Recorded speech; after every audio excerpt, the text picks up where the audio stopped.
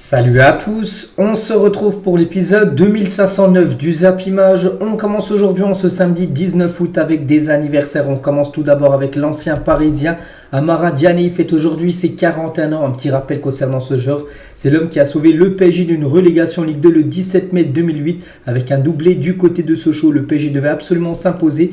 Et le PSG s'est imposé 2-1 grâce à cet homme, sinon le PSG aurait descendu en Ligue 2 lors de cette année 2009, la saison d'après. Donc il a sauvé, on peut dire, le Paris Saint-Germain. Bon anniversaire à lui. Et il y a aussi quelqu'un que les Français n'apprécient pas trop, moi je ne l'aime pas depuis ce qui s'est passé en 2006, c'est Marco Materazzi. Il fête aujourd'hui ses 50 ans, le défenseur italien. On va parler maintenant de tout ce qui s'est passé lors de la soirée hier soir. Et on commence tout d'abord en France, en Ligue 1, avec le match d'ouverture entre le FC Metz et l'équipe de l'Olympique de Marseille. Score final 2-2 entre ces deux équipes de côté marseillais. Soglo et Vitinha ont été les deux buteurs. Donc pour parler de la rencontre que j'ai regardée, les gars, donc Marseille méritait mieux et Marseille a l'impression que c'était un peu le même genre de match que contre le Panathinaikos où Marseille avait l'impression qu'ils pouvaient plier le match. Ils n'ont pas réussi à plier le match et du coup ils se sont fait punir. C'est Marseillais et l'OM a quand même pris 2 buts quand l'équipe de Metz a pris un carton rouge. C'est ça qui est totalement fou et du coup là c'est quand même 2 points de perdus. Bêtement on peut dire par les joueurs de l'Olympique de Marseille. Donc pour vous dire vraiment que Marseille a totalement dominé cette équipe du FC Metz, plus de 58% de possession de balle, 22 tirs, 5 tirs cadrés et 2 buts inscrits. Bon, les tirs cadrés sont pareils, 5 pour Metz, 5 pour le Marseille. Et du coup, ça fait 2 partout lors de cette rencontre. Et la une du journal L'équipe aujourd'hui.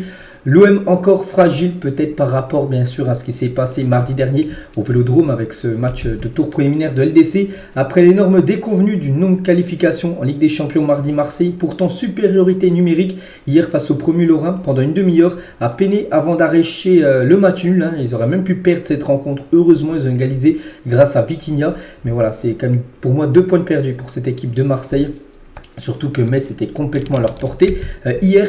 Et c'est vrai que c'est pas rassurant actuellement ce qui se passe actuellement du côté de l'Olympique de Marseille. Et regardez le scénario du match. Donc 59e minute de jeu. Donc carton rouge pour Metz.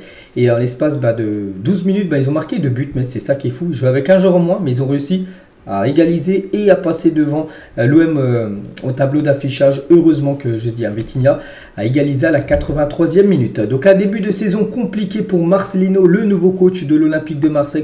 On fait le bilan par rapport au match officiel.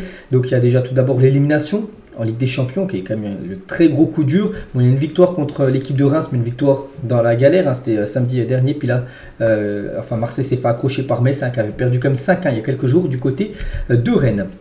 Et l'OM, le gros problème actuellement, c'est la défense. Et l'OM n'a plus réalisé de clean sheet depuis avril 2023. On est quand même en août 2023.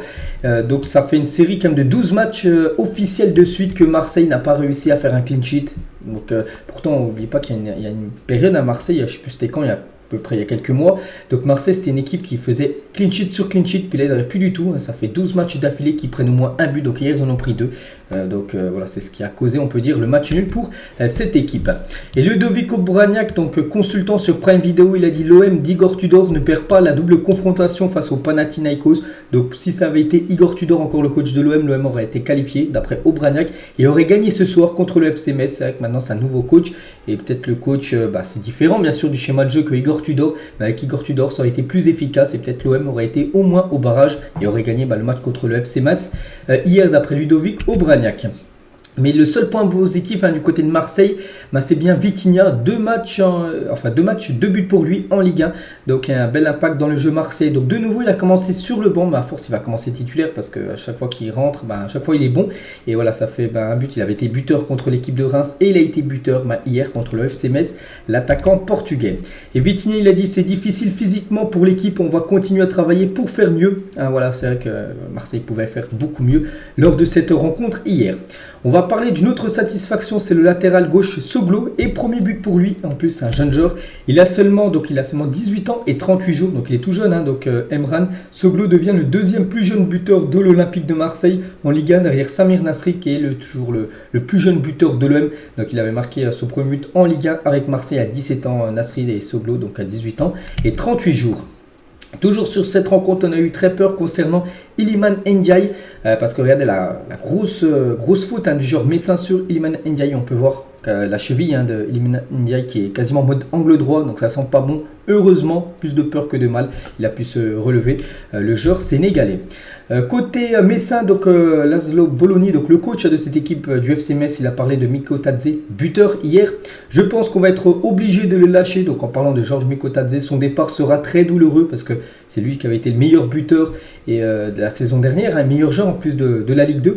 Et voilà, ils vont certainement le perdre avant la fin du mercato. On est le 19, il reste encore jusqu'au 31 août. Le mercato est encore ouvert et voilà, il devrait quitter cette équipe du FC Metz avant le 31 août. Et bien sûr, ça sera une grosse perte pour l'équipe du FC Metz. Et toujours, et on finit les gars sur ce match avec cette déclaration qui fait beaucoup parler. Donc la colère de Kevin Endoram à la mi-temps de Metz OM. Excusez-moi de l'expression, mais on joue comme des tapettes. On a peur de jouer au ballon. Il va falloir jouer au ballon, sinon on ne va pas y arriver. Donc il a dit ça à la mi-temps. Et en gros, ça fait beaucoup parler. Parce que voilà, on joue comme des tapettes. Donc voilà, il a tenu à présenter ses excuses à la fin du match. Je présente mes excuses. Si j'ai offensé quelqu'un, ce n'était pas du tout mon but. Voilà, il est revenu bien sûr sur ce qu'il a pu dire. C'était peut-être dans l'euphorie qu'il a dit ça, mais voilà, il s'est excusé auprès de tout le monde. Et selon le journal L'équipe, les propos de Kevin Endoram, on joue comme des tapettes serait un dérapage homophobe. Voilà, donc voilà ce qu'il va dire concernant ce Marseille-Metz hier soir. On quitte Metz, direction l'Allemagne. On va parler du premier match du Bayern Munich pour cette nouvelle saison. Le Bayern se déplaçait du côté du Werder et le Bayern voulait se racheter par rapport à l'humiliation qu'ils ont pris samedi dernier 3-0 contre Leipzig en Supercoupe d'Allemagne. Et le Bayern s'est imposé 4-0. Donc les buteurs, Leroy Sané doublé, Mathys Tel buteur en toute fin de match et bien évidemment Harry Kane également buteur. Son premier but du côté du Bayern Munich en match tout court parce que même en pré-saison il n'avait pas été buteur. Donc le Bayern c'est 68% de possession de balle, c'est 25 tirs, 10 tirs cadrés, 4 buts. Donc ils ont totalement dominé cette équipe du Werder de Brême. Et depuis que la Bundesliga a introduit un match d'ouverture officiel en 2002 avec les champions en titre, donc depuis 2002 en gros, le premier match à chaque fois du côté de la Bundesliga, c'est l'équipe qui a gagné le championnat la saison d'avant. Donc là c'est le Bayern de nouveau qui a commencé ce vendredi bien sûr, le premier match de la saison. Et le Bayern depuis 2002, donc ils ont joué 15 matchs pour 12 victoires, 3 matchs nuls, aucune défaite lors des matchs d'ouverture d'une saison de Bundesliga. Donc voilà, la preuve hier, ça a été encore une victoire. Donc là, c'est avant le match. Donc là, on peut rajouter une victoire, donc ce qui fait 13 victoires et 3 nuls depuis qu'ils entament, on va dire, une nouvelle saison de Bundesliga. Et on revient les gars sur Harry Kane. Donc premier but et première passe décisive pour Harry Kane dans son premier match de Bundesliga. On le félicite, on le savait de toute façon il allait réussir à marquer. Il n'avait pas été buteur contre le RB Leipzig samedi dernier, mais là cette fois-ci il a été buteur et auteur aussi d'une passe décisive. Harry Kane, on pense qu'il va faire beaucoup de dégâts du côté des défenses de Bundesliga la saison prochaine. Lui aussi les gars, il a très bien démarré cette nouvelle saison. C'est Leroy Sané et doublé pour Leroy Sané. L'attaquant commence très bien sa saison sur le plan comptable avec déjà 2 buts pour le numéro 10 du côté du Bayern Munich. Et le troisième buteur, c'est le français Mathys Tel et la célébration de Mathys Tel pour répondre aux insultes racistes qu'il avait subies une semaine avant. On avait parlé en plus dans la semaine qu'il avait été victime d'insultes racistes sur ses réseaux sociaux par rapport à son match qu'il avait fait contre le RB Leipzig. Donc il a fait ça, il a fait une célébration, il a mis ses mains devant sa bouche. Donc félicitations bien sûr au Bayern, 4-0, il commence très fort. On prend la direction de l'Angleterre, il y avait aussi un match hier entre deux équipes qui va jouer le maintien, Nottingham Forest et Sheffield United. Donc Sheffield United, c'est un club de Iliman Ndiaye. Et Nottingham Forest s'est imposé 2-1 lors de cette rencontre. Donc Serge Aurier a été élu homme du match après avoir délivré 2 passes décisives, l'ancien latéral droit du Paris Saint-Germain. Donc félicitations à lui, félicitations à Nottingham. On peut voir les stats de la partie lors de cette rencontre de Première Ligue hier. Et on va parler aussi de Taiwo Awoniyi est en feu. Donc l'international nigérian est sur une série de 8 buts sur ses 6 derniers matchs de Première Ligue. Si on prend en compte le match hier, la première journée, et sur les 4 dernières journées de la saison dernière. Donc il a inscrit quand même 8 buts sur ses 6 derniers matchs de PL, pas mal. Donc buteur hier lors de cette rencontre face à Sheffield United. Direction de la Liga, il y avait 2 rencontres hier. Tout d'abord, la petite victoire de Villarreal du côté de Majorque 1-0, mais ça passe, ça donne 3 points pour Villarreal. Et aussi la petite victoire de Valence contre Las Palmas 1-0. Également pour Valence, donc voilà, 2 résultats hier, c'est 2 victoires 1-0. Et lors du match Valence-Las Palmas, donc la Liga dévoilera cette saison les images des vestiaires des clubs de son championnat. Ça commence ce soir avec ceux de Valence qui affrontent Las Palmas, en gros les clubs de Liga pour ceux qui voulaient. Donc tout le monde a accepté à part une équipe, on va parler c'est quelle équipe qui n'a pas voulu. Donc en gros maintenant les caméras peuvent venir dans les vestiaires et filmer ce qui se passe. voilà, à la mi-temps, à la fin des matchs, avant le match. Voilà, c'est autorisé par les clubs. Ils vont recevoir de l'argent. Ils vont recevoir quand même 13 millions d'euros. Toutes les équipes qui ont accepté, c'est 13 millions d'euros. Voilà, donc bien sûr, c'est une grosse rentrée d'argent. À part un club qui a refusé que les caméras viennent dans le vestiaire, c'est le Real Madrid. Le Real Madrid est le seul club de Liga à avoir refusé d'intégrer une caméra dans son vestiaire. Le club renonce ainsi à 13 millions d'euros de gains supplémentaires pour ses droits TV. Voilà, parce que si tu acceptais, tu gagnais 13. Bon, pour le Real, sinon, ils ne veulent pas les 13. Ils veulent garder secret le vestiaire. Et Ancelotti a réagi en conférence de presse. Il a dit une caméra dans le vestiaire. Pour moi, le vestiaire est sacré et ça n'a aucun sens de dire que la Liga veut qu'un caméraman entre dans le vestiaire avant un match. Quel genre de libération conditionnelle ça serait? Voilà, donc voilà, du côté du Real Madrid, c'est non. On continue avec les rencontres. Hier, il y avait aussi l'équipe de Cristiano Ronaldo, l'équipe de Al Nasser. Et pour sa deuxième rencontre en championnat d'Arabie Saoudite, c'est une défaite, 2-0 contre Al Tawoun pour les hommes de Cristiano Ronaldo, Sadio Mané, tout ça. Bon, pourtant, ils ont totalement dominé, plus de 25 tirs, 5 tirs cadrés, 0 but. Alors que l'équipe de Al Tawoun a plus de tirs cadrés, en moins de frappes tentées que Al Nasser. Ils ont été plus efficaces et du coup, l'équipe de Ronaldo s'incline. 2 matchs, 2 défaites, ils commencent très mal. Pourtant, ils ont gagné la Coupe arabe, c'était il y a quelques jours. Et là, ils commencent avec 2 matchs le championnat, 2 défaites pour eux. Donc voilà, concernant l'équipe, les notes, on peut voir que Ronaldo, c'est celui qui a eu la plus basse note. C'est-à-dire qu'il a fait un match très compliqué. Bon, je n'ai pas vu son match, mais bon, c'est une note de 3.3. C'est que ça a été un match très délicat, on va dire, pour le légendaire Cristiano Ronaldo. Il y a aussi l'équipe de Al Ettifaq qui s'est imposée 2-0 hier. Lors d'un match du côté du championnat saoudien, on peut voir par exemple le 11 de Al Ettifaq, par exemple Moussa Dembélé, l'ancien lyonnais, a commencé titulaire. Lors de cette rencontre, n'oubliez pas que c'est une équipe coachée par Steven Gerrard. Et du coup, le classement actuel, donc Al Ahly et Al Ettifaq, les deux équipes en tête. Bon, les matchs ne sont pas tous joués parce qu'il y a plein de matchs encore, plein d'équipes qui ont joué seulement un match. Donc voilà, deux matchs, 2 victoires. Donc Al Nasser est 15e du championnat, avant que par exemple les 16e jouent. Ils peuvent aller même dans les relégables ce soir, l'équipe de Al Nasser.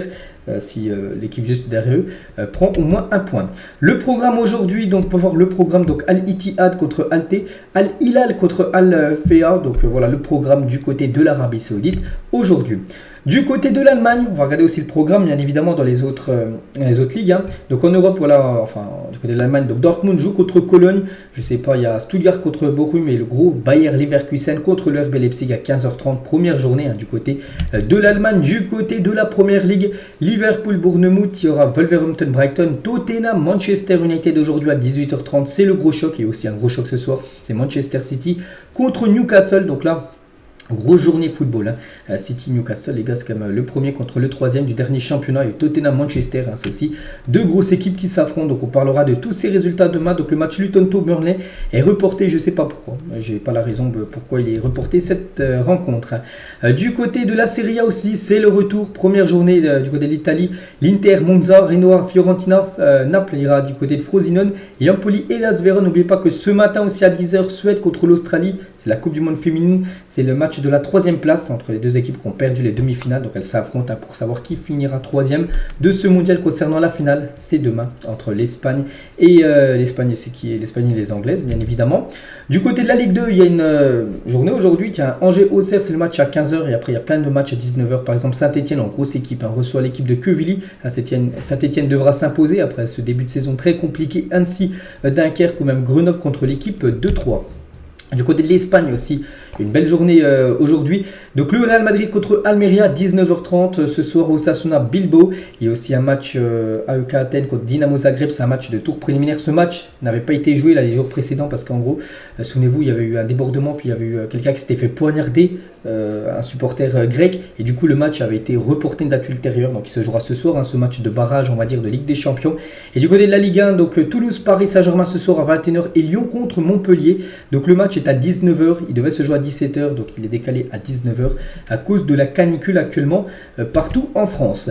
Et concernant le match du Paris Saint-Germain ce soir, Paris aligne ses bijoux en une du journal L'équipe donc pour son déplacement à Toulouse, le premier cette saison en Ligue 1. Le PSG devra faire jouer ses 3 attaquants Dembélé, Ramos et Mbappé, de quoi muscler sa finition après le match nul concédé contre Lorient.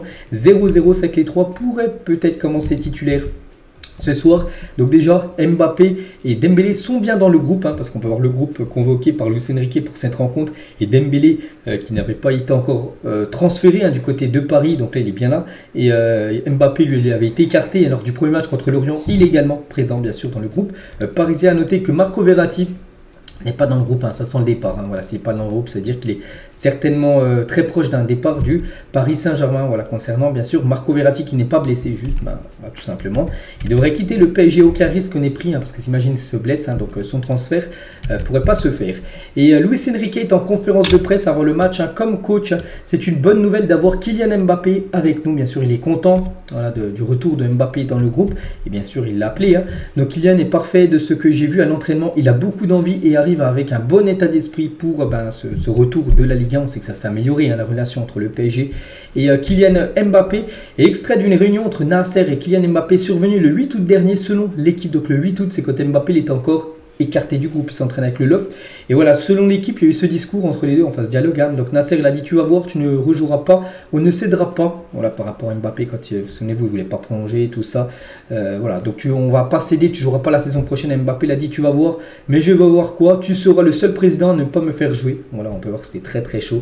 Donc c'est un extrait hein, qui a été dévoilé par le journal L'équipe. Et concernant Kylian Mbappé, donc le média PSG Community maintient son info. N'oubliez pas que le 22 juin dernier, ils avaient dit, ils ont mis un tweet hein, qui en plus est épinglé sur leur page Twitter, que Mbappé sera bien joueur du Real Madrid, et ils maintiennent leur info hein, voilà, qu'il va bien quitter le PSG pour aller au Real Madrid avant le 31 août prochain. Donc le club va signer Mbappé contre 200 millions d'euros secs plus 50 millions de bonus notamment liés à l'obtention du Ballon d'Or. Le Real Madrid est très sain financièrement et l'aspect financier n'est pas un obstacle. Hein. Donc voilà, on va dire 11 jours de la fin de ce mercato pour PSG Community, le Twitter qui avait relayé la grosse info, je dis le 22 juin dernier, pour eux, il quittera bien le PSG sur ce mercato. On verra, on peut dire J-11. Toujours, on revient les gars sur Luis Enrique, parce que là c'était une petite parenthèse hein, sur Kylian Mbappé.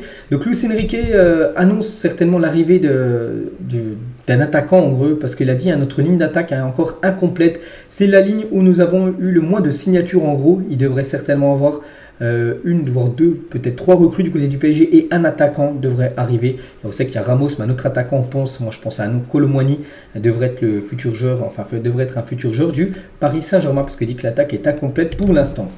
Luis Enrique, sur le départ de Neymar, je pense que c'était une décision favorable pour tous, pour le PSG, pour Neymar, pour tout le monde. Hein.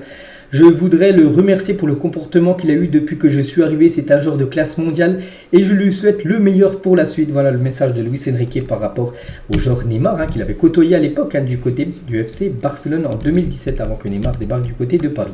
Et Luis Enrique annonce que le capitaine du PSG sera choisi par les joueurs. C'est très simple, je ne choisis pas le capitaine, les joueurs choisissent, c'est quelque chose qui est défini par les joueurs et pas par le coach. Hein. Je veux que ce soit leur capitaine, mais mon capitaine. Donc voilà, en gros, c'est pas lui qui va désigner le capitaine du PSG, c'est les joueurs. En gros, ils vont faire un vote et normalement, les joueurs du PSG ont choisi Marquinhos comme capitaine. Bon, c'était déjà lui la saison dernière et il devrait conserver son brassard de capitaine parce que les joueurs du PSG auraient voté pour Marquinhos pour être le capitaine numéro 1 de l'équipe parisienne.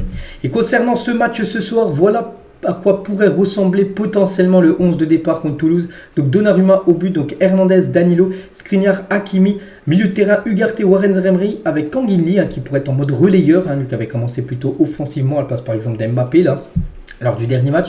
Et la triplette d'attaque, c'est les trois qui étaient sur la une du journal L'équipe avec Mbappé, Ramos, Dembélé. Vraiment, on a hâte de voir ce que ça va donner ce soir. Ce 11 contre l'équipe du TFC, ça sera domicile, ça sera bien sûr à guichet fermé. Cette rencontre, à la fin de sa conférence de presse, à la veille de Toulouse-PSG, Luis Enrique a tenu aussi à envoyer un message à Sergio Rico qui sort de l'hôpital ce vendredi. Donc c'était hier, je lui souhaite un bon rétablissement. Et c'est vrai, je l'avais dit en plus ces derniers jours qu'il allait certainement quitter l'hôpital en fin de semaine, donc vendredi, donc ça a été le cas hier. Donc Sergio Rico est sorti de l'hôpital, une excellente bonne nouvelle. Donc on peut le voir accompagné de sa femme qui l'a soutenu tout au long de ces semaines qui ont été très compliquées bien sûr pour la famille Rico. Donc Mbappé les gars en story Instagram, donc la photo du jour, vous ne verrez rien de plus beau aujourd'hui, je suis tellement content de te voir comme ça Sergio Rico. Voilà, il a mis un petit message bien sûr Mbappé par rapport sorti de l'hôpital de son coéquipier Sergio Rico. Donc pour l'instant il ne va pas reprendre directement l'entraînement Sergio Rico en plus. On peut voir qu'il est plutôt affaibli, plutôt mec parce qu'il a perdu pas mal de poids. Il faut tout qui se remettent en condition. Et peut-être un jour on le reverra, j'en sais rien, on sera entraîné du côté du Paris Saint-Germain, c'est ce qu'on veut bien sûr pour lui. Et il a dit, je me sens plutôt bien, je dois encore passer quelques mois au calme et continuer à me rétablir à la maison. Donc voilà, quelques mois encore au calme chez lui, puis après on verra s'il pourra reprendre ou non sa carrière de footballeur. On continue, on va parler du match demain. Donc demain, il y avait Monaco et Strasbourg qui était prévu à 17h05. Le match est décalé comme le match à Lyon Montpellier aujourd'hui, 2 heures plus tard, il commencera à 19h. Donc la LFP a pris cette décision en raison de la canicule attendue dans le sud de la France ce week-end. Donc c'est officiel, demain le match commencera à 19h entre Monaco et l'équipe de Strasbourg. On va parler de Neymar qui est arrivé très heureux en Arabie Saoudite. Bon, très heureux, c'est de l'ironie parce qu'on peut le voir là qu'il rigole pas, mais bien sûr, bon, c'était une photo, peut-être il a été pris ce moment. Sinon, bien sûr, il y a eu des sourires voilà, de Neymar du côté de Al Hilal. Donc, il est arrivé hier du côté de Riyad, du côté de l'Arabie Saoudite pour, déjà pour faire quelques photos et bien sûr pour sa présentation qui sera aujourd'hui, qui va être magnifique. Donc, voilà, tout d'abord quelques photos de Neymar avec l'écharpe de l'équipe de Al Hilal et la présentation de Neymar s'annonce historique donc aujourd'hui du côté de Al Hilal. N'oubliez pas que Al Hilal joue ce soir à 20h et certainement, enfin c'est pas certainement avant le match, donc il y aura une grande cérémonie. Donc ça a été préparé toute la nuit, on peut voir toute la nuit ça a travaillé dans le stade de Al Hilal pour faire quelque chose de grandiose, peut-être feu d'artifice, tout ça, voilà par rapport à la présentation de Neymar qui sera avant ou après le match d'Al Hilal qui se joue ce soir à 20h. Donc voilà, et concernant le joueur, on peut voir qu'il y avait même des drones, le visage de Neymar représenté par ce qui ressemble à des drones est visible dans les rues de Riyad. Voilà, ils veulent vraiment marquer, l'événement, on peut dire. L'équipe de Al Hilal, faire vraiment une présentation XXL pour leur nouvelle recrue star, le joueur brésilien Neymar qui a été acheté quand même plus de 90 millions d'euros. Donc voilà, concernant bien sûr Neymar, donc on en reparlera demain avec, on pense, des superbes photos de Neymar du côté de Al Hilal. Et lui aussi a rejoint l'équipe de Al Hilal, c'est Yacine Bounou, lui qui a déjà participé à son premier entraînement. C'était hier soir et ce soir il y a match, donc potentiellement, on peut peut-être le voir titulaire ce soir avec son nouveau club d'Arabie Saoudite. On va parler d'un joueur aussi qui est arrivé dans son nouveau club, enfin tout d'abord dans la ville, et il va signer dans le club, c'est Hakim Ziyech qui est arrivé à Istanbul pour finaliser son transfert à Galatasaray. Donc normalement aujourd'hui, il est arrivé hier soir, on peut voir le jet, voilà, normalement dans la journée ça sera officiel, voilà, c'est bouclé pour Ziyech du côté de Galatasaray. Il ne manque plus que la signature du Marocain qui arrivera ce soir à Istanbul, donc il est bien arrivé, on peut voir son jet. Donc aujourd'hui, il devrait signer son contrat du côté du club du Galatasaray. Officiel, gros transfert, Romeo Lavia quitte Southampton et s'engage à Chelsea, contrat de 7 ans, 7 ans c'est énorme, et montant du transfert 67 millions d'euros, bonus compris, que débourse l'équipe de Chelsea à l'équipe de Southampton, une équipe qui est descendue en deuxième division pour s'offrir Romeo Lavia. Donc voilà, ça sera le nouveau numéro 45 du côté de Chelsea. C'est un joueur qui joue milieu de terrain, donc voilà quelques photos qu'il a pu faire, et encore une recrue qui a coûté très cher à cette équipe de Chelsea qui est complètement fou sur le mercato. Donc Chelsea, voilà, depuis l'hiver dernier, voilà, tous ces joueurs comme Moïse Caicedo 133, Nkunku 60, Lavia 58, Disasi 45, Jackson 37, Hugo Choku, donc un joueur de Rennes 27, Robert Sanchez un gardien 23 et Angelino 15 qui a été prêté du côté de Strasbourg. Donc voilà toutes les recrues quand même de Chelsea sur ce mercato et c'est pas fini. Donc voilà, c'est quand même fou tout ce qu'ils investissent. C'est vrai, Caicedo, Fernandez, Lavia, les trois maintenant milieu de terrain du côté de Chelsea. Et c'est un milieu de terrain plus de 300 millions d'euros. Enzo Fernandez, c'était 121. Caicedo, c'est 133 et Lavia, c'est 67 à peu près. Donc voilà, c'est très très cher. Et vraiment Chelsea, impressionnant niveau achat sur le mercato. C'est fou. C'est l'équipe bien sûr qui recrute le plus là. Ces dernières années, il n'y a aucun débat. Et côté Chelsea, donc il y a des départs aussi. Et le jeune Lewis Hall, donc signe du côté, here we go, donc il va aller du côté de Newcastle. Le transfert s'élève à environ 40 millions d'euros pour ce joueur que je connais pas les gars, voilà, un joueur que je pense pas qu'il était souvent titulaire. 40 millions d'euros, c'est que les clubs anglais entre eux, ils sont complètement folles. Donc voilà, il devrait débarquer du côté de Newcastle dans les prochaines heures. On continue avec les infos mercato. L'OGC Nice pousse pour le prêt de Sergiño Dest en provenance du FC Barcelone malgré la concurrence du PSV Eindhoven. Donc ça c'est une bonne nouvelle pour le Barça qui cherche à se débarrasser de Sergiño Dest. Donc ça peut être Nice, ça peut être aussi le PSV, son futur club. Cancelo Barça, ce n'est plus qu'une question de temps. Le transfert inclura une option d'achat non obligatoire, pas encore d'accord avec City, mais les parties s'en rapprochent d'après Fabrizio Romano. Donc il devrait être prêté pour la saison prochaine du côté du FC Barcelone, le joueur Cancelo. Et on sait que du côté du Barça, la priorité c'est un latéral droit. Parfait avec l'arrivée certaine de Cancelo. Des nouvelles de Slimani, l'ancien attaquant lyonnais par exemple, devrait s'engager au Brésil à Coritiba. Voilà, normalement, changement de continent on peut dire pour Slimani qui devrait signer au Brésil. Hugo Lloris Sadino à la Lazio de Rome, pourtant il était très pressenti pour rejoindre cette équipe italienne. L'ancien capitaine des Bleus a demandé à quitter Tottenham qui s'était mis d'accord avec la Lazio, mais n'ayant aucune garantie sur son temps de jeu, il a préféré refuser l'offre parce que le gardien français a décidé de décliner son transfert à la Lazio en raison de la forte concurrence avec Ivan Provedel qui sera peut-être le gardien numéro 1. Il ne voulait pas être la doublure parce que c'est dit peut-être qu'il est en fin de carrière. Lloris, puis il n'est pas sûr, il se dit, vraiment, il n'est pas du tout confiant que ce soit le numéro 1 du côté de la Lazio. C'est pour ça en gros qu'il a décliné l'offre. Il a dit qu'en gros il ne voulait plus aller du côté de la Lazio. Officiel, Nicolo Zaniolo quitte Galatasaray, il s'engage à Aston Villa. Ça y est, c'est fait. Je viens de parler ces derniers jours avec le Erwigo de Fabrizio Romano, donc c'est fait. 27 millions d'euros que récupère l'équipe du Galatasaray en lâchant le joueur italien.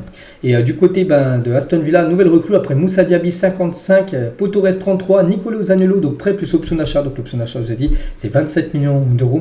Et aussi Yuri Tielemans, qui est arrivé libre du côté de cette équipe de Villa qui jouera. N'oubliez pas l'Europa Conference League 1 la saison prochaine, enfin la saison là, c'est maintenant. Officiel, Luciano Spalletti est nommé à la tête de la sélection d'Italie pour remplacer Roberto Mancini qui devrait devenir le nouveau sélectionneur de l'Arabie Saoudite. L'ancien entraîneur de Naples a signé un contrat jusqu'en 2026. Voilà, il avait quitté son club de Naples, on le savait. Et il voulait prendre une année sabbatique, mais du coup, il reprend du service. Bon, il aura un peu plus de repos que s'il était entraîneur d'un club, parce qu'il va entraîner maintenant la sélection italienne. L'Inter a soumis une nouvelle offre au Bayern pour Benjamin Pavard, proche des 35 millions d'euros. Déjà, une offre de 25 a été formulée là, ces derniers jours, refusée par le Bayern, et du coup, il monte de 10 millions comme leur offre à l'Inter. Donc, le Bayern réclame 40 millions d'euros plus bonus. Les négociations se poursuivent. Donc, voilà, il est très pressenti du côté de l'Inter. Et c'est officiel, vraiment l'Inter le veut, parce que Inzaghi, le coach de l'Inter, en conférence de presse avant le match de l'Inter ce week-end, confirme l'intérêt de l'Inter pour Pavard. Oui, il est une cible pour nous. Voilà, donc c'est pour ça que ça avance, les négociations entre l'Inter Milan et Benjamin Pavard. Concernant City qui voulait Lucas Paqueta, donc City a mis fin aux négociations avec Lucas Paqueta. Pourquoi? Je vais vous dire pourquoi, parce que c'est un truc fou. Donc la fédération anglaise a constaté que des proches de Lucas Paqueta auraient parié sur des matchs auxquels le Brésilien aurait participé. L'accord entre Paqueta et City est donc suspendu, donc c'est interdit pour un joueur professionnel de miser ou de dire à sa famille de miser sur des matchs de la connaissance. En gros, c'est interdit par exemple à la famille de Paqueta de miser des paris sportifs sur les matchs de Lucas Paqueta, et ça a été fait. La fédération anglaise a vu des paris, donc il pourrait être suspendu. Ça a été le cas pour Ivan Toney. N'oubliez pas qu'il a été suspendu 8 mois de toute activité du football. Paqueta, les gars, pourrait être également aussi suspendu de football, peut-être 8 mois, peut-être moins, peut-être plus, j'en sais rien. N'oubliez pas qu'il a une Copa América disputée dans 10 mois, donc voilà, c'est pour ça que ça, gros, ce transfert à Manchester City ne se fera pas par rapport à ce qu'il a pu faire avec des paris sportifs. On va parler de Brighton qui a fixé le prix d'Evan Ferguson à hauteur de 140 millions d'euros. Un Brighton qui a vendu 133 Caicedo. Ils espèrent vendre encore un joueur s'il venait à quitter le club. Donc l'attaquant irlandais, très très cher, 140 millions d'euros. Donc l'attaquant de 18 ans a marqué 6 buts et en 19 rencontres de Première Ligue la saison dernière. Donc voilà, après 140 là, c'est vraiment s'envole de des prix complètement fous. Accord définitif pour Eli Wahi à Lens. Donc le jeune attaquant doit quitter Montpellier dans les prochaines heures pour s'engager avec les 100 et or. Ça c'est une bonne nouvelle parce que c'est ce qui voudrait dire qu'il resterait du côté de la Ligue 1 parce qu'il y avait West Ham qui le voulait. Bon, après j'ai pas dit que c'était sûr qu'il allait signer à Lens, mais voilà, Lens très bien parti pour signer Wahi. On parle d'un transfert aux alentours des 37 millions d'euros du côté du Racing Club de Lens. À hauteur de 19 buts et 5 passes D en Ligue 1 la saison dernière. Il pourrait rester en Ligue 1 et s'engager à Lens et jouer la Ligue des Champions saison prochaine. Donc le plan du Racing Club de Lens pour remplacer Loïs Openda de Wahi, qui est pressenti. Si c'est pas possible, le plan B serait Hugo Ekitike, l'attaquant parisien. Et concernant Wahi, pour vous dire vraiment qu'il est très proche de quitter l'équipe de Montpellier. Donc ne jouera pas à Lyon ce soir, parce que ce soir à 19h, il y a Lyon contre Montpellier. Il n'est pas dans le groupe de Montpellier. Pourtant, la saison dernière, on se souvient, un match complètement fou. Il y a eu 5-5. Il avait marqué un quadruplé contre l'équipe de Lyon. Et voilà, il ne sera pas du côté du groupe Montpellier-Rhin pour jouer ce match parce qu'il va être transféré certainement du côté de Lens. Arthur Tété est dans le viseur du Red Bull Leipzig. Voilà, ce joueur belge qui est arrivé, c'était l'été dernier, pourrait partir peut-être du côté de Leipzig. Leipzig le suit. Officiel, Wataru Endo, donc c'est un joueur japonais de 30 ans, quitte Stuttgart et s'engage à Liverpool. Montant du transfert environ 18 millions d'euros. Donc lui c'est l'ancien capitaine de Stuttgart, l'un des meilleurs milieux de terrain de Bundesliga la saison dernière. Et il rejoint pour 18 millions d'euros cette équipe de Liverpool. C'est officiel, c'est fait. Il portera le numéro 3 du côté des Reds de Liverpool. Voilà, quelques photos avec le maillot domicile extérieur et le troisième maillot de cette équipe de Liverpool. Et donc en réalité Liverpool a tout changé ou presque au milieu de terrain. Donc Anderson, Milner, Fabinho, Keita ont quitté le club et McAllister, Szoboszlai et Endo, donc le joueur là que je parlais juste avant, arrivent du côté du milieu de cette équipe de Liverpool. Tout est bouclé pour le départ de Ruslan Malinovski au Renoa. L'Ukrainien va être prêté avec une option d'achat fixée à 10 millions d'euros. Lucas Flopé du côté de Marseille devrait retourner du côté de l'Italie. N'oubliez pas qu'il joue à l'Atalanta Bergame avant de venir à Marseille. En raison de la guerre en Ukraine, le Shakhtar Donetsk disputera ses 3 matchs à domicile de la phase de groupe de la Ligue des Champions à Hambourg, parce que le Shakhtar, qui est qualifié en phase de poule de la Ligue des Champions, ne pourront pas jouer en Ukraine les matchs de Ligue DC qui doivent jouer à domicile. Du coup, ils joueront en Allemagne à Hambourg leurs 3 rencontres à domicile. Kevin De Bruyne a été opéré avec succès. Bon rétablissement à lui. Je l'avais dit il y a quelques jours qu'il allait se faire opérer. Ça y est, opération, c'est très bien passé. Donc voilà, des mois d'indisponibilité. Donc tant qu'il se rétablisse, on pourra le voir d'ici 3-4 mois. Kevin De Bruyne lui souhaite un bon rétablissement. Il s'était blessé, c'était vendredi, pas hier, vendredi il y a 8 jours, lors du match d'ouverture de Manchester City de la Première Ligue. Victor Osimhen s'est retrouvé bloqué par un groupe de supporters agglutinés sur sa voiture à la sortie de l'entraînement. C'est une vidéo. Et en gros, on peut voir qu'il est très énervé parce qu'ils sont tous sur sa voiture, vouloir le prendre en photo alors que lui, il veut passer. Il peut faire quelques photos, mais voilà, ça prend un peu pas mal de temps. Et surtout, sur cette vidéo, on peut voir, regardez le maillot qu'il porte, Victor Osimhen. Le maillot de l'équipe de France 98, où il n'y avait pas encore l'étoile. C'était avant que c'était le maillot de l'équipe de France lors de la Coupe du Monde, 98, où ils allaient gagner bien sûr cette Coupe du Monde. Donc voilà, il avait ce maillot de l'équipe de France. Donc on a kiffé, nous Français, bien sûr, de voir Victor Osimhen avec l'ancien maillot des Bleus. Oussem Aouar a déjà conquis. José Mourinho devrait être titulaire dimanche contre la Salernitana pour le premier match de l'AS Roma. Donc il est utilisé comme un relayeur gauche dans un 3-5-2 et aimé par sa polyvalence. Le voir jouer est un régal car il tutoie le ballon, s'émerveille la Gazzetta italienne par rapport à Oussem Aouar, vraiment qui fait un très belle impression, on peut dire actuellement du côté de l'AS Roma. N'oubliez pas qu'il est arrivé gratuitement du côté de l'AS Roma en provenance de Lyon. Dimitri Payet, pourquoi il choisit le Vasco da Gama? Je sais que c'est un grand club et pas seulement au Brésil. L'équipe est également très connue en France. On connaît l'histoire de Romario, Juninho, Edmundo et Roberto, donc dynamite. Mais il y a aussi une autre raison à mon choix et c'est le combat que Vasco a historiquement mené et continue de mener contre le racisme. C'est un choix qui va dans ce sens. Donc voilà pourquoi, les raisons pourquoi il a choisi cette équipe brésilienne, Dimitri Payet. Et clame encore son amour pour l'OM. En conférence de presse, il y a des journalistes, des Brésiliens qui lui ont posé des questions par rapport donc le Marseillais bien sûr. Je serai toujours le premier supporter de l'OM si je peux faire connaître l'OM ici à travers moi ou à Vasco. Ça sera un plus pour le club à l'OM et moi. Je suis sûr qu'on se retrouvera plus tard, peut-être, j'en sais rien, pour être entraîneur, directeur sportif, j'en sais rien, mais peut-être il aura un rôle dans le futur, c'est ce qu'il aimerait bien sûr, revenir un jour du côté de Marseille, mais bien sûr pas en tant que joueur. Messi les gars, Messi et Daniel Alves sont les 2 joueurs les plus titrés actuellement de l'histoire du football et Messi, n'oubliez pas, la nuit prochaine, il joue une finale de League Cup contre Nashville et s'il remporte ce trophée, ce sera son 44e trophée de sa carrière, trophée collectif, et deviendra tout simplement le joueur le plus titré de l'histoire du football. Qui est plus fort pour vous, donc Alejandro Balde ou Nuno Mendes? 2 jeunes joueurs, je crois qu'on a le même âge, ils doivent avoir 19 ou 20 ans, ils sont tout jeunes. Donc est-ce que c'est le joueur du Barça ou le joueur portugais du PSG le meilleur? Plus de 9500 votes et la plupart ont mis Nuno Mendes, ce que j'ai mis aussi. Bon, Balde aussi très fort, 43% pour Balde et 56% pour Nuno Mendes. On finit avec ça, donc voilà ce que j'avais à dire aujourd'hui concernant l'épisode du jour. On se retrouve tout à l'heure, l'After Zap Image, et demain bien sûr on va revenir sur tout ce qui s'est passé aujourd'hui. Allez, je vous souhaite un bon samedi et à demain.